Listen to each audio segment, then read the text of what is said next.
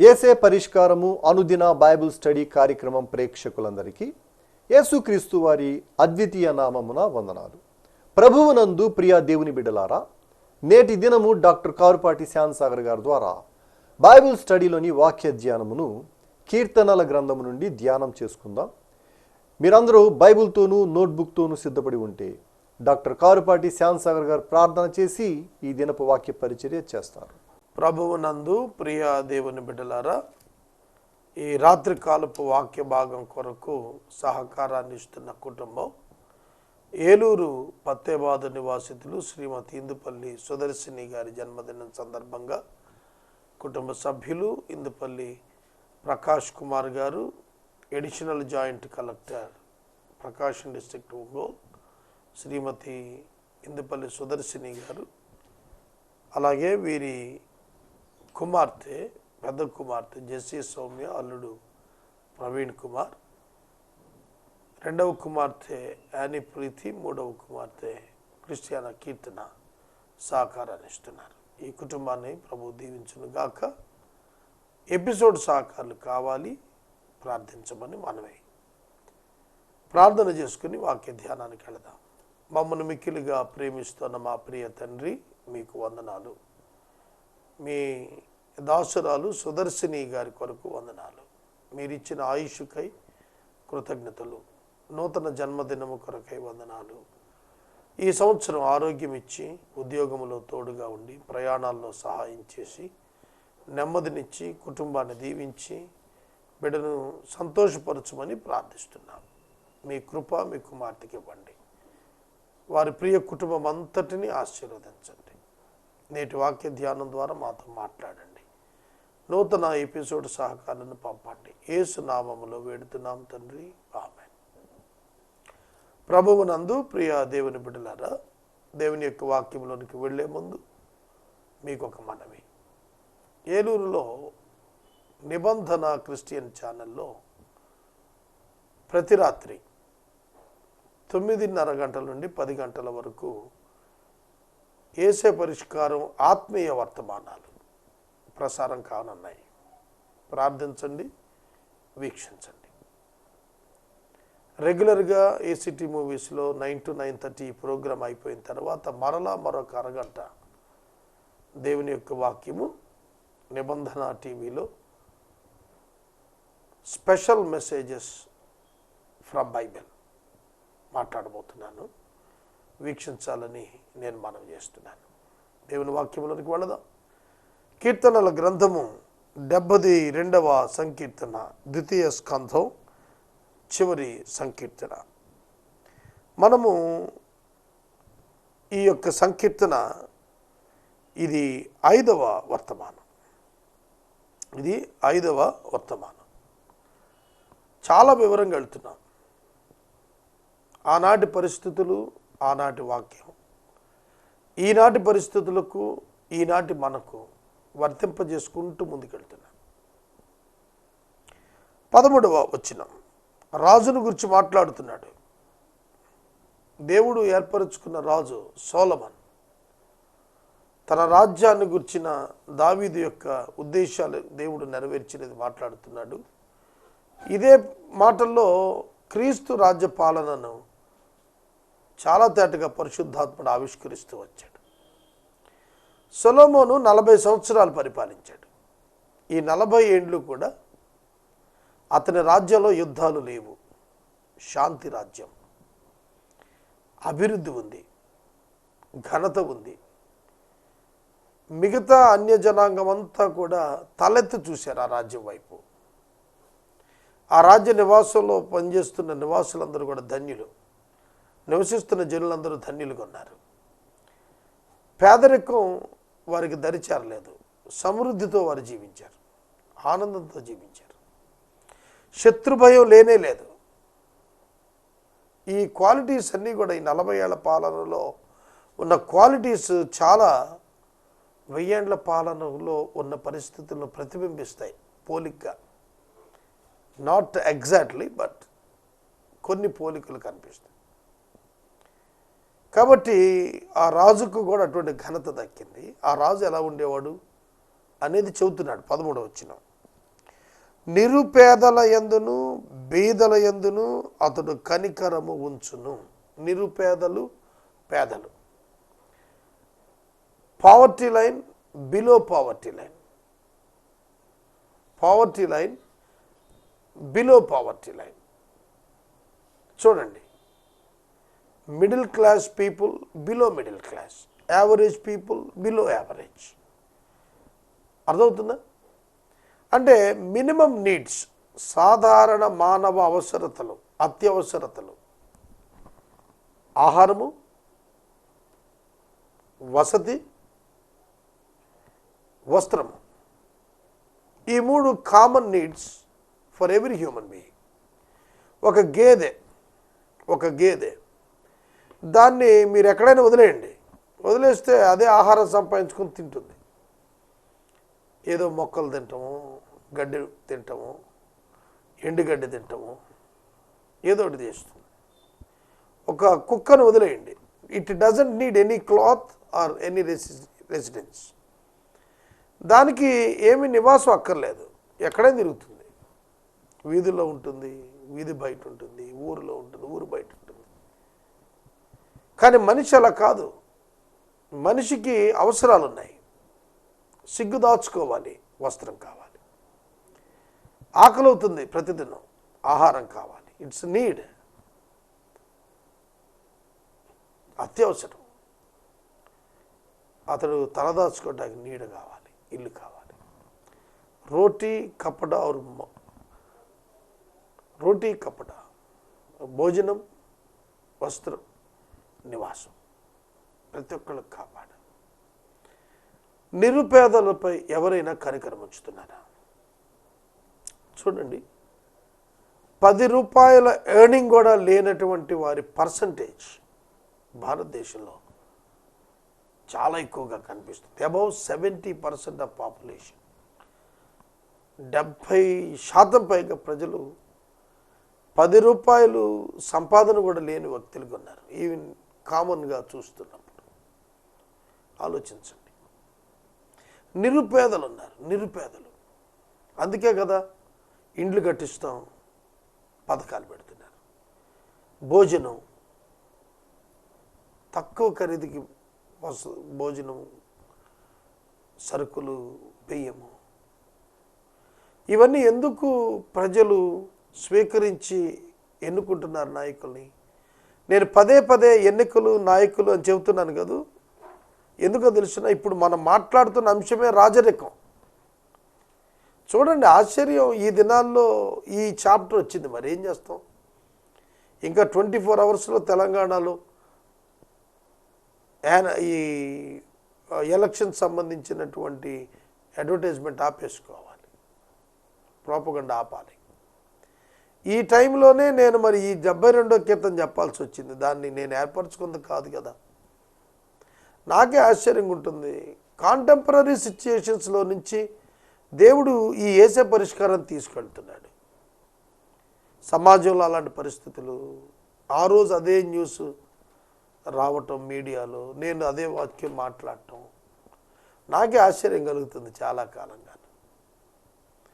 చూడండి, నిరుపేదలు, పేదలు కనికరం చూపించాలి, కనికరం చూపించాలి. ఇప్పుడు యాడ్స్ కూడా మీరు చూడండి, అవే యాడ్ చేస్తున్నారు. ఒక విమానం కొనిస్తావా, ఒక రైలు కొనిస్తావా, 250 రూపాయలతో ఏం కొంటావంటే ఆ తల్లి అంటుంది 1000 రూపాయలు వస్తాయి కొంటానంటది. 1000 రూపాయలకి విమానం వస్తుందా, రైలు వస్తుందా? పేదలు మీ మధ్యన ఉంటారు అని యేసు ప్రభు చెప్పాడు.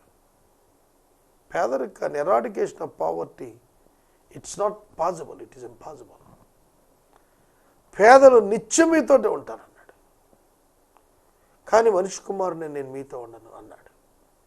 కనుక పేదలను కనికరించడం, నిరుపేదలను కనికరించడం, it is the responsibility of the church and the pastors.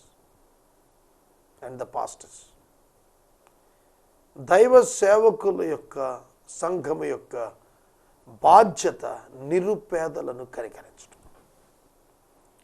నేను ఒక గ్రామాలు తిరిగాను ఈ మధ్య కాలంలో. కొన్ని చోట్ల ప్రజలను చూస్తే వారి లివింగ్ కండిషన్స్ హౌ ప్యాథటిక్ ఎంత బాధాకరంగా ఉన్నాయో. కొన్ని చోట్ల ఆహారం లేని వారు కనిపించారు. వీళ్ళని కనికరించాలి అంటే రాజు కనికరించాలి, సంఘం కనికరించాలి. సంఘం ఎంత కనికరం చూపాలంటే యేసుక్రీస్తు తనకున్నదంతా కూడా సంఘం కోసం ఇచ్చేసాడని రాసింది ఫిలిప్పీ పత్రికలో. అపోస్తలులు అదే చేశారు, తమకున్నదంతా కూడా ఇచ్చేశారు, తమకున్నదంతా విసర్జించారు, తమ లాభమంతా వద్దనుకున్నారు. అది కనికరం అంటే. ఏదో ఇలా చూసి నేను నిన్ను కనికరపడుతున్నానని నోటితో చెప్పి వెళ్ళిపోవటం కాదు కనికరం అంటే. ఎంతమంది వస్త్రం లేని వాళ్ళు తిరుగుతున్నారు, యవనస్తులు ఎంతమంది, స్త్రీలు ఎంతమంది వస్త్రం లేని వారు కనిపిస్తున్నారు. పండక్కి కొత్త బట్టల సంగతి మాట్లాడట్లేదు నేను. దినదినము సిగ్గు కప్పుకోవటానికి కావలసిన వస్త్రం లేని వాళ్ళు ఎంతమంది, ఆహారం లేని వాళ్ళు ఎంతమంది, వసతులు లేక ప్లాట్ఫామ్ మీద పడుకుంటున్న చిల్డ్రన్ ఎంతమంది, స్ట్రీట్ చిల్డ్రన్ ఎంతమంది. విజయవాడలో ఒక సహోదరుడు స్ట్రీట్ చిల్డ్రన్ ప్లాన్ పెట్టాడు. చాలా బ్లెస్డ్ ప్రోగ్రామ్ అది. వాళ్ళని రైల్వే స్టేషన్లో ఉన్న బాయ్స్ని తీసుకున్నాడు. Trial and error. Sanjay Jaju కలెక్టర్గా మనకున్నారు. ఆయన విజయవాడ మున్సిపల్ కమిషనర్గా ఉన్నప్పుడు ఈ ప్రోగ్రామింగ్ చేశారు వాళ్ళు. స్టే బాయ్స్ మొత్తం బయటకు వచ్చి రైల్ ట్రాక్ మీద తిరిగే కుర్రాళ్ళందరినీ ఒక వెహికల్ వెళ్ళి పట్టుకొని తీసుకొచ్చి వాళ్ళందరినీ కూడాను శానిటేషన్ ప్రోగ్రామింగ్లో చక్కటి భోజనం పెట్టి చదువుకోవటానికి ఏర్పాటు చేసి పడుకోవటానికి ఏర్పాటు చేసి శానిటేషన్ ప్రోగ్రామింగ్లో వెహికల్స్ ప్రొవైడ్ చేసి సిటీలో ఉన్నటువంటి శానిటేషన్ ప్రోగ్రామింగ్ వాళ్ళతో చేయించారు. చాలా ఉత్కృష్టంగా సాగింది. కొన్ని సంవత్సరాలు జరిగింది. ఆ తర్వాత రావు గారు ఆయన ఆ ప్రాజెక్ట్ ఏజ్ అయిపోయి పెద్ద అయిపోయాడు. గవర్నమెంట్ మారింది, తర్వాత మారిపోయింది. నేను ఎందుకు చెబుతున్నాను ఈ మాటలనంటే, who will take care? Yes, certainly God will take care. By whom God will provide the things. ఎవరి ద్వారా? కాకి ఆహారం తెచ్చిచ్చింది ఏలియాకి. ఎంత బాగా చెప్పుకుంటున్నాం ఇవాళ ప్రసంగాల్లో. నిజంగా ఒకవేళ ఆ కాకి కనుక వాళ్ళు ఎవరికైనా కనపడి ఉంటే దానికి ఒక గుడి కట్టేవాళ్ళేమో, దానికి మొక్కేవాళ్ళేమో. నేను మనవి చేస్తున్నాను, కాకి తీసుకొచ్చి పెట్టింది ఏలియాకి. కనుక you need to search for the people who are in need. It is the duty of the Christian church. నశించిన వారిని వెతికి రక్షించటానికి యేసుక్రీస్తు వచ్చాడని రాస్తుంది కదా. కనుక సంఘం యొక్క బాధ్యత కూడా ఏమిటి? You need to go. నువ్వు వెళ్ళాలి, నువ్వు పరిస్థితులు చూడాలి. ఏడ్చువారితో ఏడవటం నీకు చేత కావాలి. సంతోషంగా ఉన్న వారితో నువ్వు నవ్వక్కర్లేదులే, తర్వాత సంగతి వాళ్ళు బాగానే ఉన్నారు. ఏడ్చేవారితో ఏడవటం. నేను బరీల్ గ్రౌండ్లో ఒక వాహనాన్ని కొనుక్కొచ్చాను, 8,60,000. ఒక సీనియర్ మోస్ట్ పాస్టర్తో ఈ విషయాన్ని చెబితే ఆయన నవ్వి అన్నాడు, మీరు చాలా తప్పు చేస్తున్నారన్నాడు. షాక్ అయిపోయాను నేను. ఏమిటి సార్ తప్పు చేస్తున్నాను? పేదలు ట్రాన్స్పోర్టేషన్ లేక డెడ్ బాడీస్ రిక్షాల మీద ఎవరో కొంచెం మోసుకొచ్చి దింపుకొని చేస్తున్నారంటే ఆయన దాన్ని తిరస్కరించాడు. ఆ పని కోటీశ్వరుడు ఆ పాస్టర్. నేను ఎందుకు చెబుతున్నాను తెలిసిన ఈ మాటలు? ఇవాళ కనికరించే వాళ్ళు లేరు. క్రిస్టియన్ చర్చ్ మెర్సీ అనే పదాన్ని, కనికరం అనే పదాన్ని ఎప్పుడో మర్చిపోయాం. ప్రియమైన దేవుని బిడ్డలారా, క్రైస్తవ్యం మతం కాదు, క్రైస్తవ్యం విధానం. క్రైస్తవ్యం పేపర్ల మీద ఉండే రిలీజియన్ కాదు, చెప్పుకునే రిలీజియన్ కాదు, ప్రాక్టికల్గా చేసేది క్రైస్తవ్యం. ఒక సహోదరుడు ఒక సహోదరునికి సహాయం చేయలేకపోతే ఎందుకు క్రైస్తవ్యం? తన పొరుగువాడిని ప్రేమించిన వాడు కనపడని దేవుణ్ణి ఎలా ప్రేమిస్తాడు? ఏ యోహాను గారు తెలుసా? యేసు రొమ్మును ఆనుకున్న యోహాను, పద్మాసులో ఉండి ప్రకటన రాసిన యోహాను. ఆయన 3 పత్రికలు రాశాడు, ఒక సువార్త రాశాడు, ప్రకటన గ్రంథం రాశాడు, కొత్త నిబంధనలో 5 పుస్తకాలు రాశాడు. ఆయన అంటాడు, నువ్వు నీ కనపడుతున్న సహోదరుని ప్రేమించలేవు, కనపడని దేవుణ్ణి ప్రేమిస్తున్నానంటావేంటి? How horrible it is to hear. వినటానికి అంత భయంకరంగా ఉందండి మాట. కనుక కొన్ని పదాలు వర్ణించేటప్పుడు నేను ఎక్కువ సమయం తీసుకుంటున్నాను, అవసరం అనిపిస్తుంది నాకు. ఇవాళ ఆంధ్రప్రదేశ్ క్రైస్తవ్యం, తెలుగు ప్రజల క్రైస్తవ్యం డిసైడింగ్ ఫ్యాక్టర్ అయ్యింది వాళ్ళ ఎలక్షన్లో. అంత స్థాయికి వచ్చారు. మరి క్రీస్తు రాజ్య వ్యాప్తిలో ఎంతవరకు ఉంటున్నాం? కంచెలు వేసుకొని, కట్టడలు కట్టుకొని, మాది మేము అని ప్రకటించుకుంటూ, మావారు మేము అనుకుంటూ భేదాలు పెట్టుకొని సంఘాలను విడదీసి పారేశారు. గట్లు మీద వృధా అయిపోతోంది మన ఆధ్యాత్మిక వ్యవసాయం. గట్లు వేసుకుంటున్నాం, మన పొలం పండుతోంది అనుకుంటున్నాం, పక్క పొలం ఎండుతోంది అనుకుంటున్నాం. మన సమృద్ధి అయిన నీరు పక్కకి ఇవ్వటానికి ఇష్టపడలేదు. రైతులు చూడండి, బోరున్న రైతు బోరు లేని రైతుకి నీరు ఇస్తాడు, నీటి తీరువ కట్టించుకొని, చాలా తక్కువ డబ్బు తీసుకుని, అరే నా పొలం పచ్చగా పడుతోంది, నీరు ఉంది, నా బోరు నీరు ఇస్తోంది. పక్కన రైతుకి బోర్ లేదు, ఎండిపోతుంది. ఈ నీరు భగవంతుడిచ్చిన ఈ నీరు వాడికి కూడా ఇస్తాను, వాడి పొలం కూడా పండుతుంది, వాడు కూడా సంతోషించుకుంటాడు, వాడి బిడ్డలు కూడా సంతోషించుకుంటారు, వారి భార్య సంతోషించుకుంటుంది, వాడి బిడ్డలు అన్నం తింటారు. నేను భవంతిలో ఉన్నాను, అట్లీస్ట్ వాడు పాకలోనైనా సుఖంగా ఉంటాడు. నేను ఏసీలో ఉన్నాను, వాడు ఒక ఫ్యాన్ అయినా పెట్టుకుంటాడనే ఆలోచన ఒక రైతుకు ఉంది, వాళ్ళు ఒక పాస్టర్కి లేదు, గొప్ప సేవకులని చెప్పుకుంటున్న వాళ్ళకి లేదు.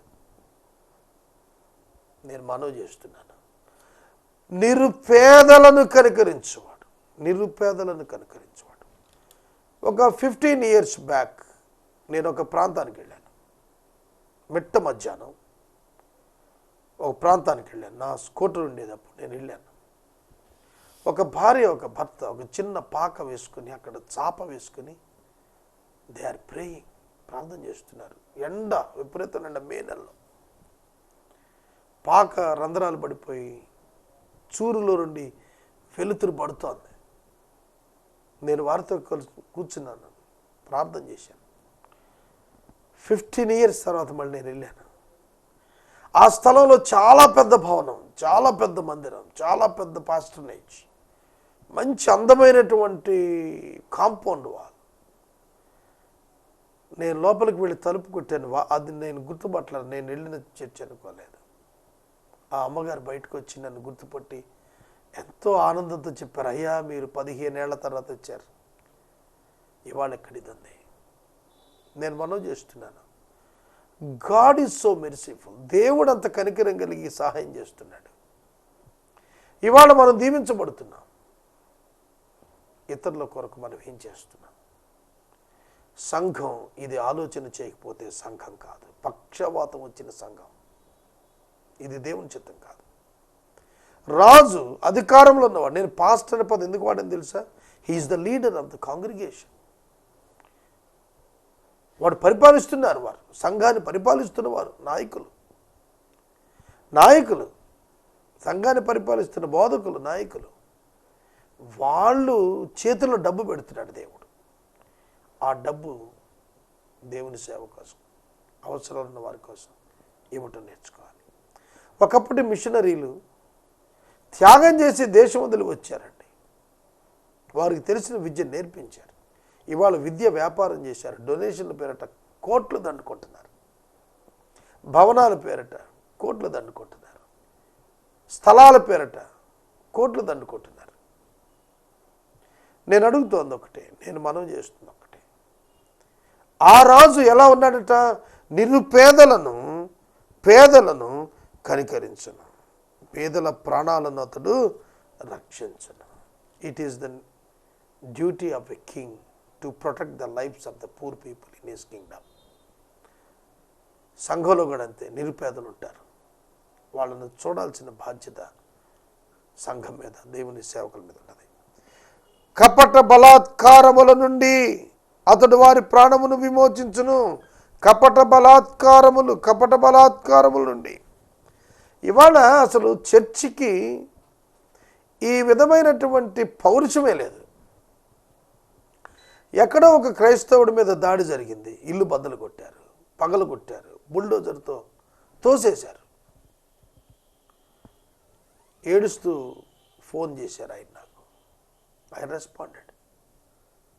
నేను చాలామందిని అడిగాను రెస్పాండ్ అవ్వండి. పెద్దవాళ్ళు ఎదురుకు రాలేదు, ఒంటరిగానే రెస్పాండ్ అయ్యాను. God has done a greatest miracle. అద్భుతం చేశాడు దేవుడు. అక్కడ వారి ఇల్లు దక్కింది, వారికి స్థలం దక్కింది, వారికి పట్టా దక్కింది, వారికి వసతి దక్కింది. One small man's response, God blessed. నేను మనవి చేస్తున్నాను, బలాత్కారములో ఉన్నటువంటి కపట బలాత్కారములలో చిక్కుకుపోతున్న వారి ప్రాణాలు విమోచించాలి. బైబిల్ గ్రంథం వారి నాయకత్వాన్ని గురించి మాట్లాడుతోంది. If you want to become the real leader, Christian leader, you should work for the people who are in trouble. ఎవరైతే కష్టాల్లో ఉన్నారో వాళ్ళ కోసం నువ్వు పనిచేయాలి. అందుకే నేను క్లాప్స్ అనేటువంటి ఒక ట్రస్ట్ ఓపెన్ చేస్తున్నాను. We should provide them the legal support. పేదలకు న్యాయ సహాయం చేయాలి, పేదలకు న్యాయ సహాయం చేయాలి. పేదల పక్షంగా నిలిచేటువంటి ఒక క్రైస్తవ నాయకత్వం రావాలి సమాజంలో. ఇది నా ఆశ. నేను వాక్యం చెబుతున్నాను కదా, ఆ వాక్యం చెబుతూ ఉంటే నాలో ఆ ప్రేరణ వస్తుంది. ఆయన వెలిగిస్తున్నాడు, నాతో పాటు అనేక మంది వెలుగుతున్నారు, మండించబడుతున్నారు. వాక్యము మనలను మండింప చేయాలి. కపట బలాత్కారము చేస్తున్న వారి చేతిలో నుండి పేదవారి యొక్క ప్రాణాన్ని విమోచించేవారు నాయకులు అవుతారు. అతడు చిరంజీవి యగునుగాక. వారి ప్రాణము అతని దృష్టికి ప్రియముగా ఉండును. వారి ప్రాణము అంటే వారి రక్తము అని రాశాడు. వారి ప్రాణము ప్రియముగా ఉండును గాక. ఎంతమంది ఇది నన్ను గాయపరచబడుతున్నారు. వారి రక్తము ప్రియముగా ఉండాలి.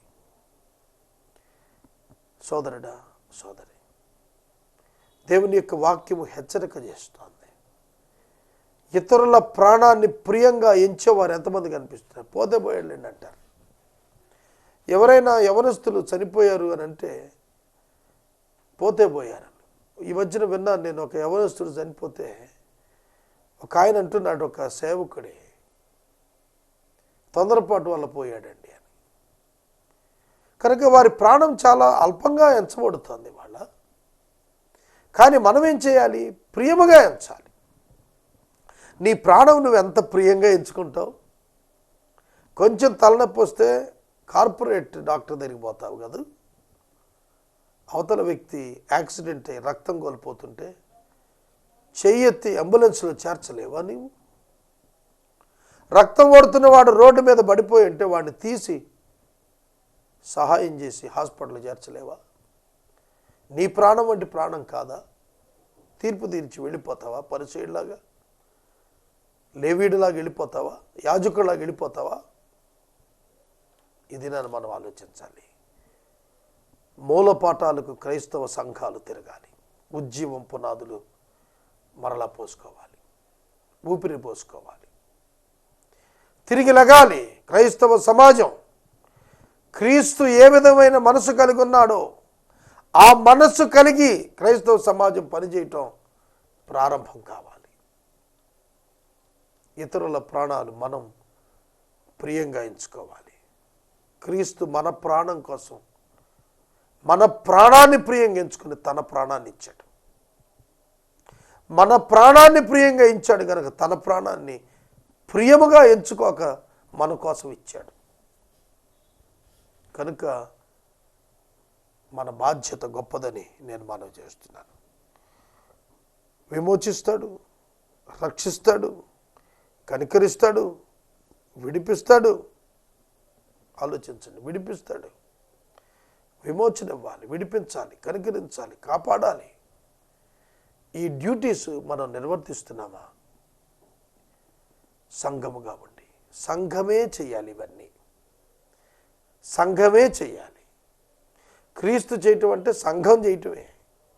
సంఘానికి బాధ్యత దేవుడు అప్పచెప్పాడు. ప్రభువు సంఘానికి ఇచ్చినటువంటి ఆధిక్యత, ఆశీర్వాదం, దీవెన పరిశుద్ధాత్ముడు.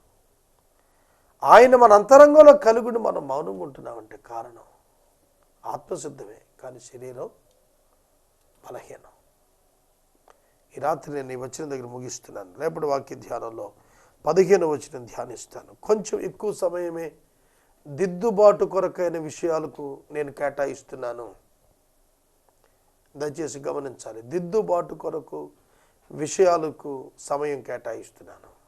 సంఘం ఎలా ఉండాలి, ఎలా ఉంది, విమర్శ కాదు, సరి చేసుకోవటానికి, జాగ్రత్త పడటానికి, మహిమాయుక్తంగా జీవించటానికి, క్రీస్తును క్రియ ద్వారా చాటడానికి ఉపకరిస్తుందని సమయాన్ని తీసుకుంటున్నాను. ఈ రాత్రి వాక్యాన్ని ముగిస్తున్నాను. ప్రార్థన చేసుకుందాం. మనము ఇంతవరకు డాక్టర్ కారుపాటి శ్యాన్సాగర్ గారి ద్వారా బైబిల్ స్టడీలోని వాక్య ధ్యానమును కీర్తనల గ్రంథము నుండి ధ్యానం చేసుకున్నాము. ఈ కార్యక్రమం ద్వారా మీరు పొందుకునుచున్న ఆత్మీయ మేలులు ఒక ఉత్తరం ద్వారా మాకు తెలియచేయండి. మీ ప్రార్థనా మనవులు మాకు తెలియచేస్తే ఏసే పరిష్కారం కార్యాలయం ఏర్పాటు చేసిన ప్రత్యేక ప్రార్థనా శిబిరంలో మీ కొరకు ప్రార్థిస్తాం. మీ కుటుంబ పక్షముగా ఒక ఎపిసోడ్ ప్రసారం చేయాలనుకున్న మాకు తెలియచేస్తే మా సిబ్బంది మీ గృహాలను దర్శిస్తారు.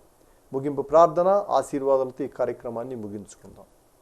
ప్రభువు నందు ప్రియా దేవుని బిడ్డలారా, ఈ రాత్రికాలపు వాక్య భాగం కొరకు సహకారాన్ని ఇచ్చిన కుటుంబం ఏలూరు వాస్తవ్యులు ఇందుపల్లి ప్రకాష్ కుమార్ గారు, ఎడిషనల్ జాయింట్ కలెక్టర్ ప్రకాశం డిస్ట్రిక్ట్ శ్రీమతి సుదర్శిని గారు, జెస్సీ సౌమ్య, ప్రవీణ్ కుమార్, యానీ ప్రీతి, క్రిస్టియానా కీర్తన గారు ఇందుపల్లి సుదర్శిని గారి జన్మదినం సందర్భంగా సహకారం ఇస్తున్నారు. దేవుడి కుటుంబాన్ని దీవించును గాక. ప్రార్థన చేద్దాం.